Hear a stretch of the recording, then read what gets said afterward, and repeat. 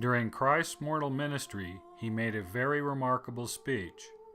It is mostly remembered for his comments on the blessed, and often forgotten for his condemning remarks about the contemporary church leadership. The Sermon on the Mount conjures images of lambs and a tender Christ teaching a multitude of disciples who received his words without any dismay, ire, or incredulity. Do these images and notions fit what was actually said? This series will explore the Sermon on the Mount and analyze the messages oft overlooked within the context of the Savior's statements.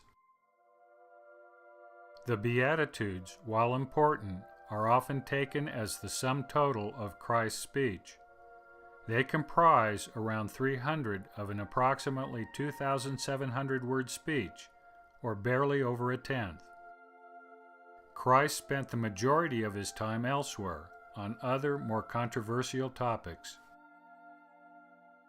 The meat of Christ's speech begins with what is almost a disclaimer for much of the rest of what he will say.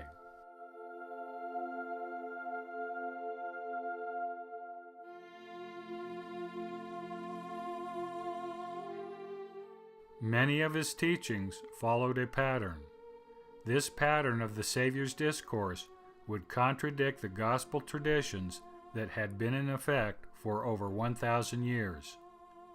Christ was about to seriously challenge his audience's assumptions of what it means to live the gospel and what it means to be righteous. His comments on fulfilling the law completely, not one jot or tittle unfulfilled, were important so that the multitude could accept what was about to be said.